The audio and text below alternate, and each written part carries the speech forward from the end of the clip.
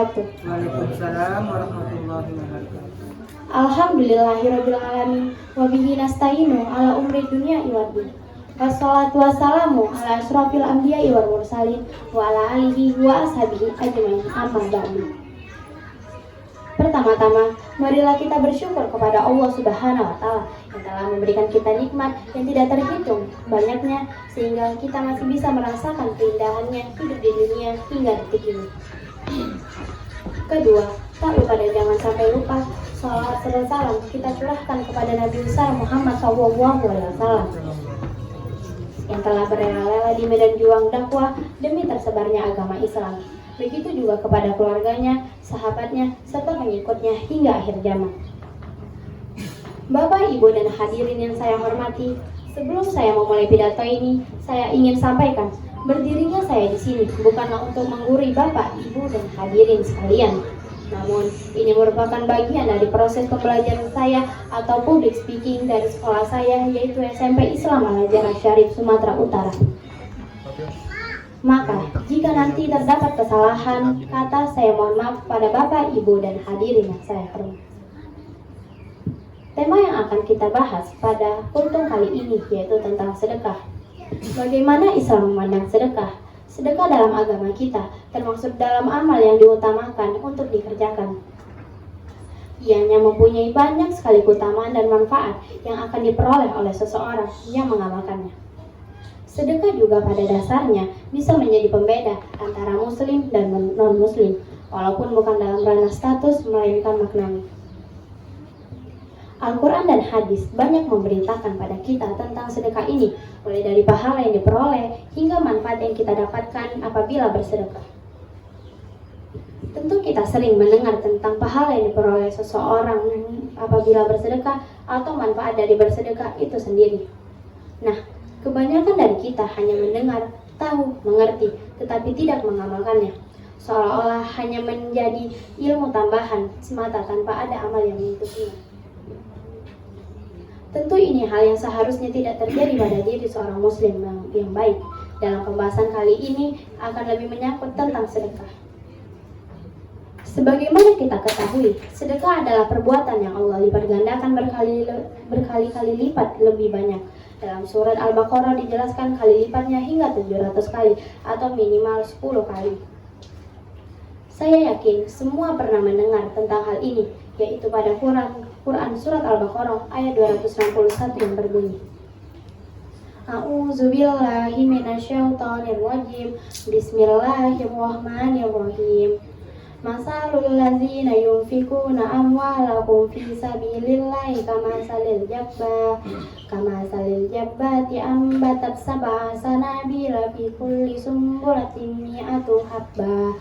Wallahu yudhaifu liman yasha wallahu wasi'un alim. Sadaqallahu azim. Yang artinya, perumpamaan orang yang menginfakkan hartanya di jalan Allah seperti sebutir biji yang menemukan 7 tangkai. Pada setiap tangkai ada 100 biji. Allah melipat gandakan bagi siapa yang dikehendaki. Allah Maha Luas, Maha Mengetahui. Hanya saja, ketika orang mendengar tentang hal ini, dia hanya bisa bergumam, itu kan teori saja, kenyataannya kan tidak seperti itu.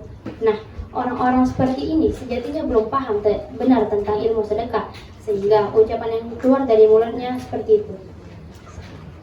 Maka, apa sebetulnya yang harus kita tanamkan dalam hati mengenai sedekah dan amal yang lain, agar pengetahuan kita berubah menjadi amal?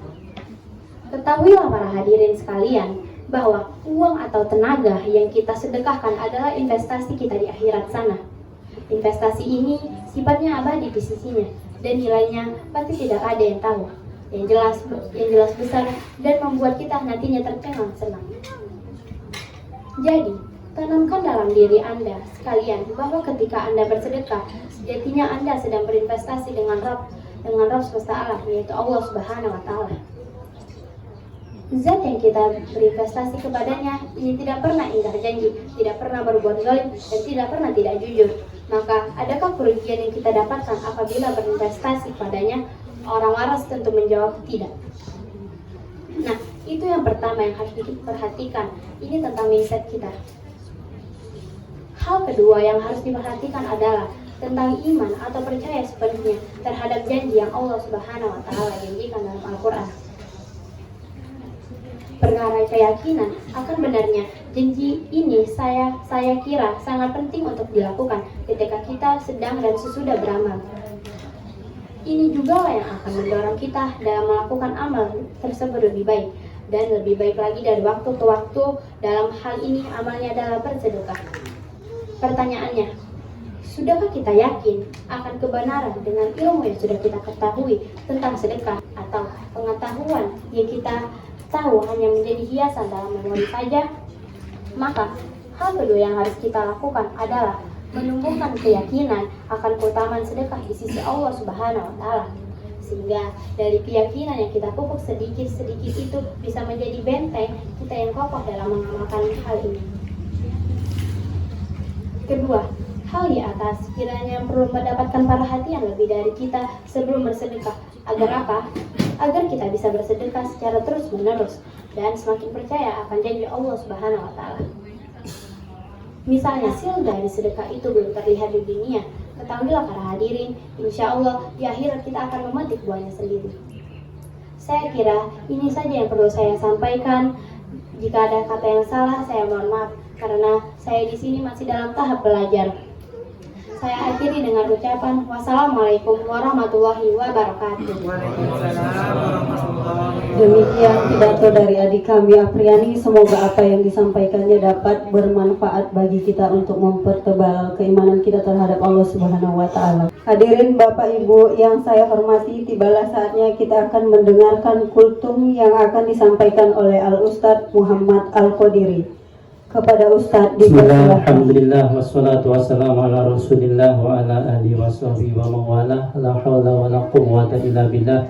Asyhadu an la ilaha illallah wahdahu la syarika lahu wa asyhadu anna Muhammadan abduhu wa rasuluh. Allahumma shalli wa sallim ala sayyidina Muhammad wa ala ali sayyidina Muhammad, amma ba'du. Yang kami hormati yaitu Bapak CM, yaitu Bapak Zainuddin Nasution, yang kami hormati kepada para bapak-bapak manajer yang tidak kami sebutkan namanya, dan juga kepada para staf, dan tak ketinggalan juga kepada para bapak, para ibu, para adik sekalian. Alhamdulillahirabbil alamin, puji syukur marilah kita haturkan kepada hadirat Allah Subhanahu wa Ta'ala yang telah memberikan kita nikmat iman, nikmat Islam, nikmat hidayah, sehingga pada malam hari ini, pada sore menjelang maghrib ini, kita masih diberikan kesehatan, yaitu bisa berkumpul di kediamannya, yaitu Bapak CM kita, Bapak Zainuddin Nasution, dalam rangka yaitu buka bersama dan sekaligus yaitu untuk laporan putrinya yang untuk tugas sekolah. Mudah-mudahan putri dari Bapak Zainuddin Nasution ini jadikan anak yang salehah, berguna bagi nusa dan bangsa, berbakti kepada orang tuanya. Amin amin ya robbal alamin. Pada hari ini kita sudah memasuki bulan Ramadan yang sudah hari yang ke-23 kalinya. Sebentar lagi bulan Ramadan meninggalkan kita, bulan yang mulia akan meninggalkan kita. Belum tentu tahun depan kita akan mendapatnya bulan seperti ini. Maka dari itu, mohon ada kesempatan, marilah kita bersama-sama kita gunakan waktu ini dengan sebaik-baiknya. Apalagi di hari-hari atau malam terakhir bulan Ramadan ini yang begitu ada keistimewaan. Di situ ada namanya Lailatul Qadar, atau yang disebut malam Lailatul Qadar. Barang siapa yang beribadah di malam Lailatul Qadar itu, ia akan mendapatkan pahala ibadah seperti dia melaksanakan ibadah 1000 bulan. Para bapak, para ibu sekalian yang kami hormati, sedikit sini kami akan menyampaikan hadis Rasulullah SAW. Rasulullah SAW, al-jannatu mustaqatun ila arba'atin nafarin. Kata Rasulullah, surga itu merindukan kepada 4 kelompok. Umumnya manusia yang merindukan surga, tapi ini surga yang merindukan manusia. Siapa itu 4 kelompok yang akan dirindukan oleh surga itu? Yang pertama adalah talil Quran, yaitu orang-orang yang membaca Al-Quran. Rasulullah juga bersabda, Iqra'ul Qur'an fa innahu yashfa'u yaumal qiyamati. Bacalah Al-Qur'an karena Al-Qur'an itu akan memberikan syafaat pada hari kiamat.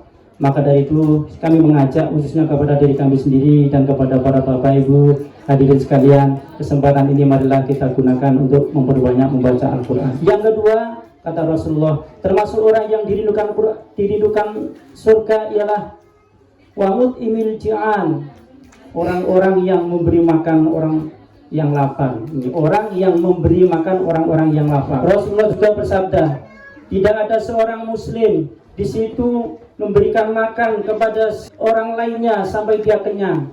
Tidak ada seorang muslim memberikan minum sampai dia hilang hausnya, maka orang itu akan dijauhkan oleh Allah. Yang ketiga adalah yang dirindukan oleh Al-Quran adalah wasaumi Ramadan, orang-orang yang berpuasa pada bulan Ramadan. Apa manfaat daripada kita melaksanakan puasa para bapak ibu sekalian? Yang pertama adalah kita itu istiqomah sebagai orang yang disiplin. Daripada kita melaksanakan puasa ialah untuk melatih kita untuk melawan hawa nafsu. Nafsu ini kata Rasulullah adalah termasuk musuh yang paling besar. Pernah suatu ketika Rasulullah itu pulang dari perang Badar. Kemudian ditanya oleh para sahabat, wahai Rasulullah, apakah ada perang setelah perang ini yang lebih besar lagi? Apa jawab Rasulullah? Ada sahabat, roja'na min jihadil asghar ila jihadil akbar. Kita ini baru pulang dari perang kecil sahabat. Kita akan berperang yang lebih besar lagi.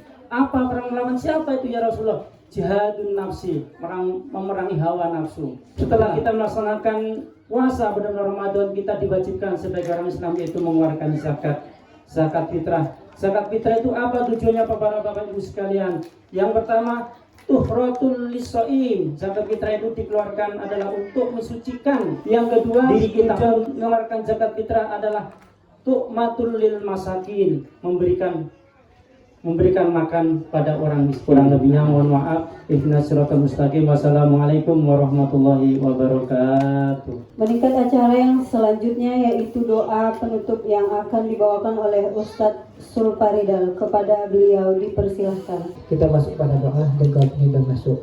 Astagfirullahaladzim, astagfirullahaladzim, illahirrahmanirrahim, Muhammad Rasulullah alaihi wasallam. Al-Fatihah.